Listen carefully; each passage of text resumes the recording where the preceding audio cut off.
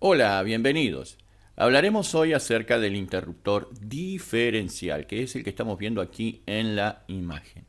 Se le llama interruptor o disyuntor también, diferencial, y nos va a proteger en caso de contacto directo y contacto indirecto.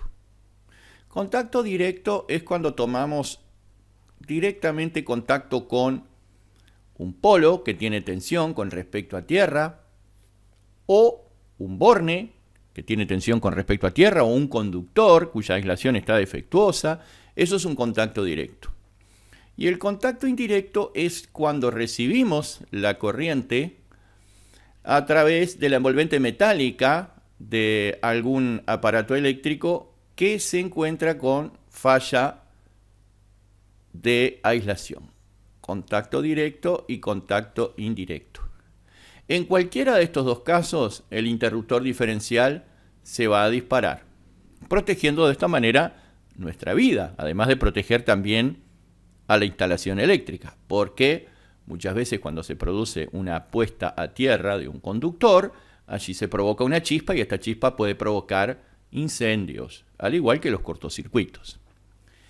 Estos interruptores cuentan con una leva de comando, que podemos ver acá, para encender y apagar. También tienen un botón de prueba o de test, el cual, estando energizado el conductor, cuando lo presionamos, se tiene que disparar. Si el conductor no se dispara al presionar el botón de test, entonces debemos reemplazarlo. Otras de las cosas que podemos ver son los datos que nos aporta el fabricante, datos del interruptor diferencial. Nos dice que es de 25 amperes, que soporta una tensión de 240 volts y que tiene una sensibilidad de 30 miliamperes. Eso es lo que dice por acá. Bien, esos son los datos fundamentales. Y acá tiene un símbolo que corresponde al símbolo de la corriente alterna sinusoidal. ¿Qué es esto de 25 amperes? Es la corriente nominal del interruptor, es decir, es la máxima corriente que son capaces de soportar sus contactos. Pero debemos tener presente que este tipo de interruptor no se dispara ni por sobrecarga ni por cortocircuito, sino solamente por contactos directos e indirectos. Sin embargo, los contactos tienen un límite de corriente más allá del cual recalentarían en exceso y pondrían en compromiso la integridad física del interruptor. Si nosotros nos excedemos de esta corriente, los contactos van a recalentar, ese calor va a ser transmitido a la parte plástica del interruptor y tranquilamente se puede derretir, que si no hay una protección termomagnética, él no se va a disparar, ya que solo lo hace por contacto directo e indirecto. Así que tenemos que tener en cuenta la máxima corriente que soportan los contactos. Esta es la tensión de trabajo del interruptor. ¿Qué pasa si nosotros excedemos esta tensión? Entonces el aislante entre los dos polos puede fallar, porque los aislantes son aislantes hasta cierto nivel de tensión. Si sobrepasamos los 240 podríamos estar comprometiendo la aislación y aquí se podría formar un cortocircuito debido al deterioro del material aislante. Y los 30 mA se refiere a la sensibilidad del interruptor. O sea, esto es lo que llamamos habitualmente I delta N. Corriente de sensibilidad o de disparo del interruptor. Significa que cuando la corriente de fuga, la corriente que se deriva a tierra, alcanza el valor de 30 mA, el interruptor se va a disparar. Los interruptores diferenciales se disparan en una franja que puede ir desde la mitad hasta el valor máximo de su sensibilidad. O sea que a partir de los 15 mA en adelante ya se podría llegar a disparar.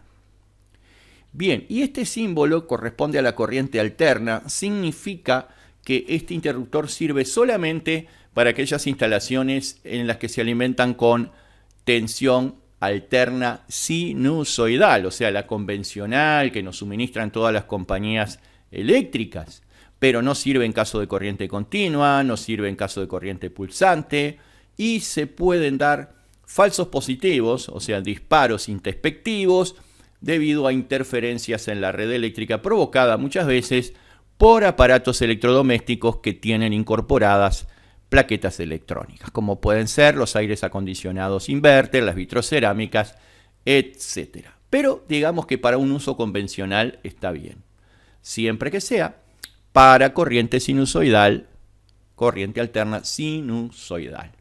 Esas son las características del interruptor. Por acá nos dice cuáles son las normas de calidad que cumple.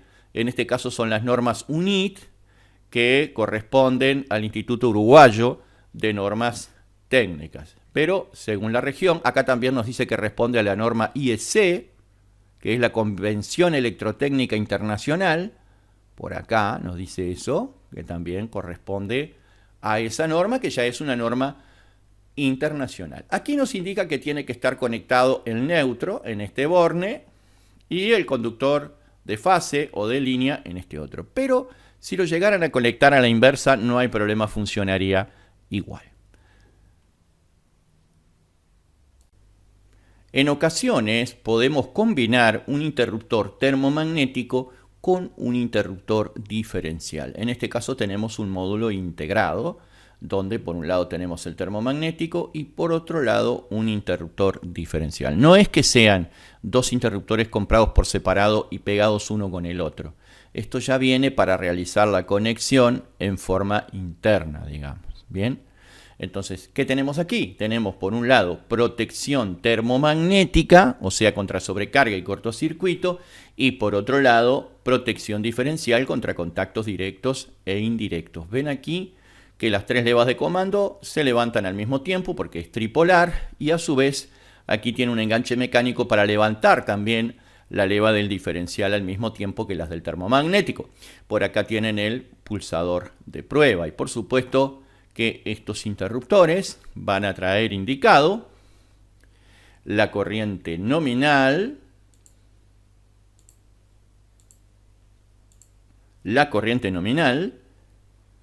que es la corriente a la que se dispara el interruptor termomagnético. Van a traer indicada la corriente de sensibilidad a la que se dispara el diferencial, la tensión nominal, que es la tensión de trabajo, el poder de corte, que es la máxima corriente de cortocircuito que es capaz de interrumpir el dispositivo sin dañarse. O sea que van a combinar los datos de un interruptor termomagnético con los datos de un diferencial. Y acá tienen ustedes las entradas. Neutro, ¿verdad? Y por acá las tres fases. Y acá tienen la salida. Salida neutro y las tres fases. Y aquí ustedes están pasando por el termomagnético, luego por el diferencial. O sea que es como que quedan en serie conectados internamente. Bueno, acá tenemos lo que consideramos un interruptor diferencial de muy buena calidad, el cual tiene la leva de comando, como todo interruptor, una indicación de que el interruptor se encuentra apagado, otra indicación que nos indica que el interruptor se ha disparado por una falla, o sea, por una fuga de corriente.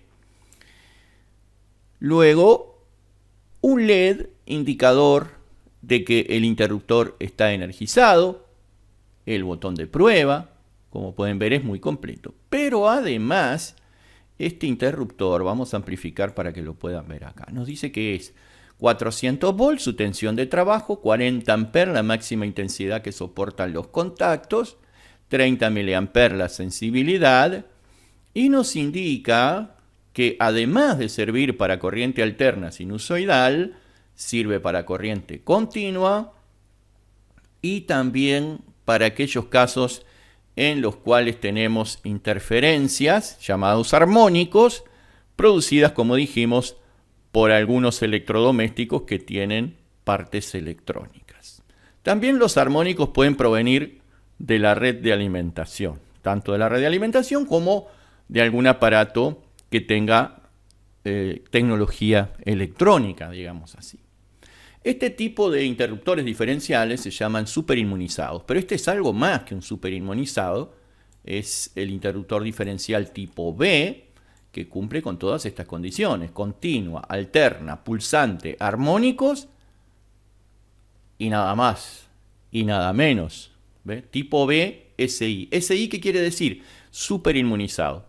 O sea que si este interruptor se produce un falso positivo, digamos, ya sea generado por armónicos, él no se va a disparar. No se va a disparar a menos que exista una fuga de corriente real en la instalación eléctrica. Por eso se llama superinmunizado, porque es inmune a los efectos transitorios provocados por este tipo de perturbaciones.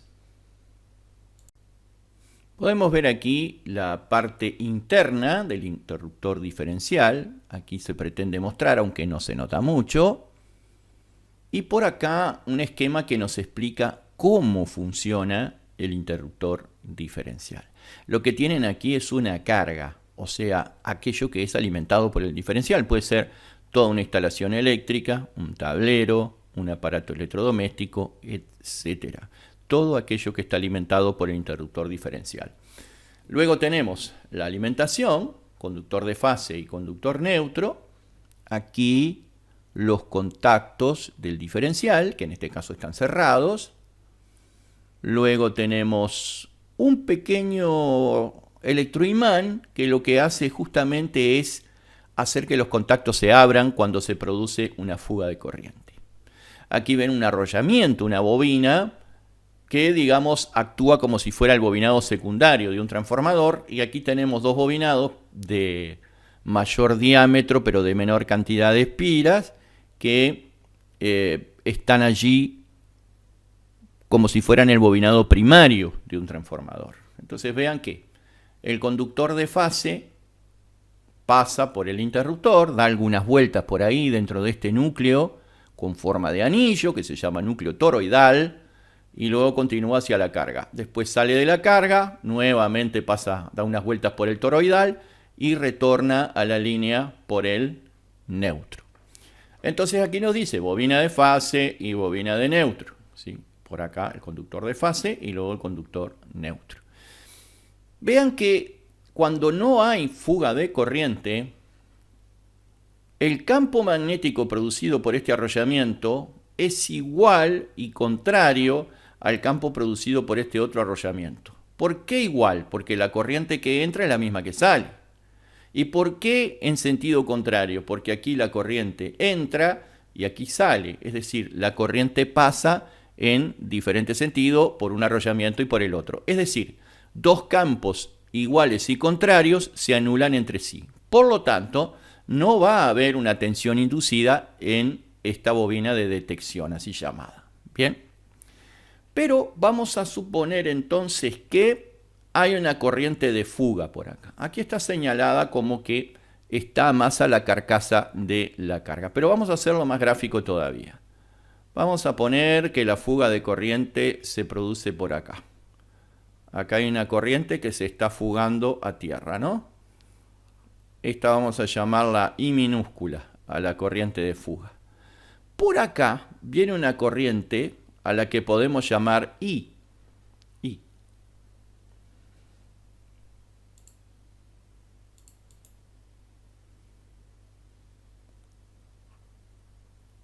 Por acá viene una corriente a la que podemos llamar I. Continúa por acá, pasa por la carga. Esta sigue siendo la corriente I, pero vean que una vez que pasamos este nodo y una parte de la corriente se ha derivado a tierra, la que continúa por acá no es I, sino que es I menos I pequeña. Entonces ahora sí hay una diferencia de corriente en estas dos bobinas, la de fase y la de neutro, que provoca una diferencia en los campos magnéticos, por lo tanto se produce allí un campo resultante. Así que ahora se induce tensión en la bobina de detección, con esa tensión se alimenta el electroimán que produce el disparo del interruptor. Sumamente interesante e ingenioso el funcionamiento del interruptor diferencial. Justamente se llama diferencial porque actúa por diferencia de corriente. Cuando la corriente que entra no es igual a la que sale, allí es cuando él se dispara. Y esto ocurre cuando hay una fuga de corriente en el camino, justamente, ¿sí? Si no hay fuga, la corriente que entra es la misma que la que sale. O sea que si no hay diferencia de corriente, no se dispara. Y aquí se puede ver más o menos el toroide con los arrollamientos de conductor. Y no se ve mucho más, pero acá lo tenemos esquematizado. Por supuesto que una cosa es el esquema y otra cosa es cómo se ve en la realidad, pero no es muy diferente de lo que ustedes están viendo aquí. El disyuntor diferencial o interruptor diferencial tiene un botón de prueba. Este botón de prueba nos permite simular una fuga de corriente para comprobar el correcto funcionamiento del interruptor. Ese pulsador de prueba famoso que cuando lo presionamos, estando energizado el interruptor, se tiene que disparar. Y si no lo hace, hay que reemplazarlo al interruptor. Los contactos que se cierran y permiten el paso de la corriente, el electroimán, el bobinado de detección, bobinado de fase, bobina de neutro, ¿se acuerdan que lo estuvimos explicando hace un ratito nada más? Y aquí está el botón de prueba, que está conectado. Un extremo por aquí, el otro pasa por una resistencia y se conecta con el otro polo. Cuando está abierto este interruptor, bueno, entra la corriente por el conductor de fase, pasa por la carga y vuelve por el neutro. O sea, la corriente de entrada es la misma que la de salida, el interruptor no se va a disparar. Cuando presionamos este botón, vean ustedes lo que pasa. Viene una corriente por aquí, pasa por la bobina de fase, una parte de esa corriente, ahora que está cerrado el botón de prueba, pasa por esta resistencia de prueba, que es una resistencia tal cual, una resistencia de carbón, de esas que tienen franjitas de colores, que está puesta dentro del interruptor, pasa por la resistencia, por el pulsador y retorna por el neutro. Entonces la corriente que sigue de aquí en adelante ya no es la de entrada, es la de entrada menos la que se deriva por acá. Esa derivación de corriente es tal que andará en el entorno de los 30 mA. Esta resistencia se calcula para que la corriente de prueba sea alrededor de 30 mA o bien la corriente de sensibilidad que corresponda según el diferencial. Estamos en definitiva simulando una falla. Parte de la corriente se va por la resistencia, otra parte sigue por acá. Entonces ahora la corriente que pasa por la bobina de neutro no es igual a la que pasa por la bobina de fase y de ahí en más ya saben lo que sucede. Se forma un campo magnético resultante, se induce tensión en la bobina de detección, se activa el electroimán y ese electroimán hace que se abran los contactos. Es importante chequear periódicamente con el botón de prueba el buen estado del interruptor diferencial. Se dice que al menos una vez al mes debe ser realizada esta prueba.